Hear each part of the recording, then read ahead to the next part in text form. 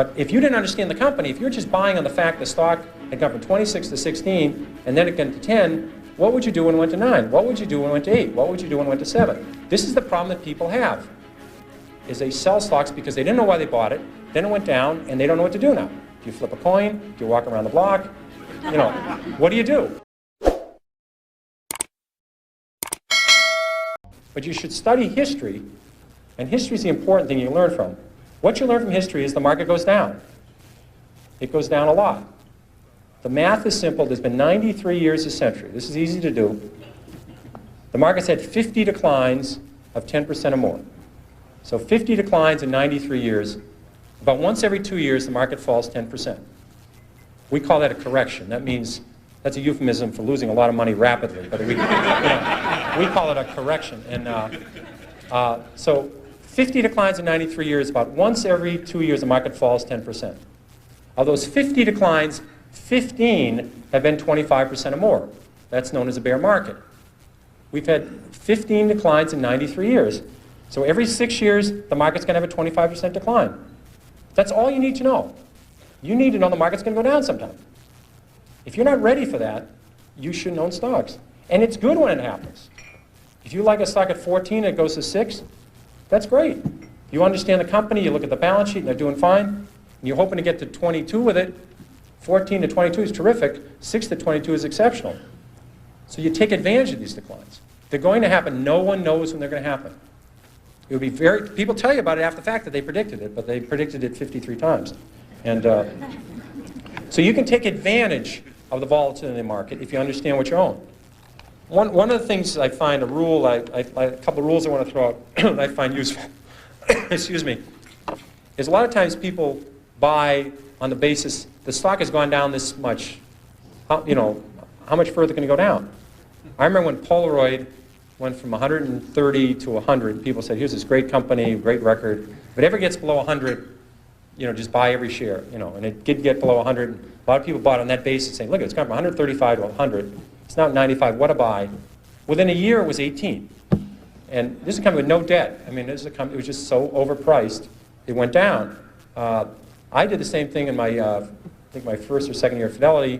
Kaiser Industries had gone from $26 a share to 16. I said, how much lower can it go? It's 16. So I think we bought one of the biggest blocks ever on the American Stock Exchange of Kaiser Industries at 14. I said, you know, it's gone from 26 to 16. How much lower can it go? Well, at 10, I called my mother and said, Mom, you got to look at this Kaiser Industries. I mean, how much lower can it go? It's gone from 26 to 10. Well, it went to 6, it went to 5, it went to 4, it went to 3. And now, fortunately, this happened rapidly, or I would probably be still caddying or working at the Stop and Shop, but it happened fast. So I was able to, it was compressed. And at 3, I figured out, you know, there's something very wrong here because Kaiser Industries owns 40% of Kaiser Steel, they own 40% of Kaiser Aluminum, they own 32% of Kaiser Cement, they own Kaiser Broadcasting, they own Kaiser Sand and Gravel, Kaiser Engineers, they own Jeep, they own business after business, and they had no debt. Now, I learned this very early. This might be a breakthrough for some people. It's very hard to go bankrupt if you don't have any debt. It's tricky. Some people can approach that. It's a real achievement. But they had no debt, and the whole company at 3 was selling at about $75 million.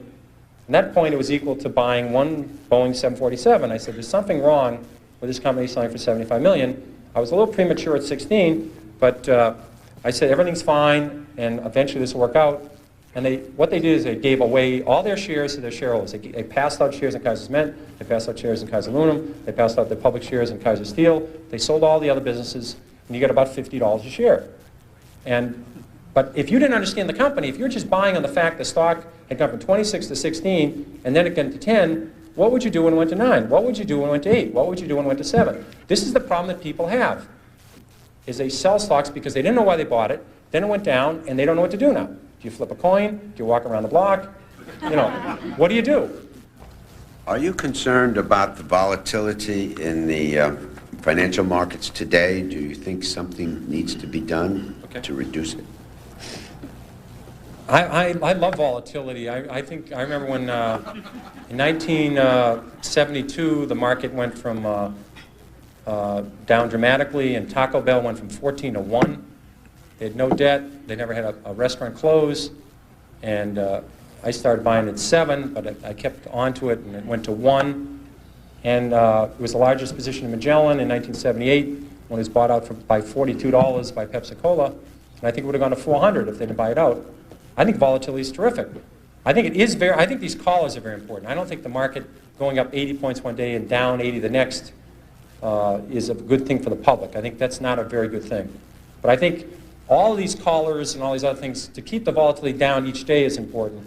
But the market's going to go up and down. Human nature hasn't changed a lot in 25,000 years. And some event will come out of left field, and the market will go down or the market will go up. So volatility will occur, and markets will continue to have these ups and downs. I think that's a great opportunity if people can understand what they own. If they don't understand what they own, they can own mutual funds, try to figure out mutual funds they own, and keep adding to it. Basically, corporate profits have grown about 8% a year historically. So corporate profits double about every 9 years. The stock market ought to double about every 9 years. So I think the next market's about 3,800 today, 3,700. I'm pretty convinced the next 3,800 points will be up. It won't be down. The next 500 points, the next 600 points, I don't know which way they're going. So the market ought to double in the next 8 or 9 years. It ought to double again in the 8 or 9 years after that. Because profits will go up 8% a year, and stocks will fall. That's all there is to it.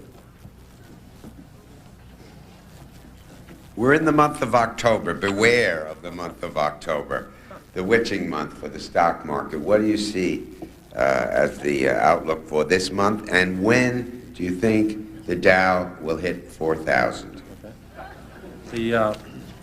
October has always been a special month. I remember in 1987, I was very, I was very convinced that the market was not in trouble, and I didn't worry about things. And Carol and I had planned this great golf vacation to Ireland, and we were going to visit one course and stay at a little house and visit another, go all along the west coast of Ireland and play golf. And we left on a Thursday night, and the market went down 55 points that day, which was not too good. And the next day we got to Ireland, because of the time difference, we'd completed our day, and I got back to the hotel and I called in. The market had gone down 112 on Friday. And I said to Carolyn, I think if the market goes down on Monday, we're going to have to go back, and so we stayed there for the weekend, and on Monday the market went down 508 points, and my fund went from I think 12 billion to 8 billion, and that gets your attention, in two working days. I said at the end of this week I'd be have no fun.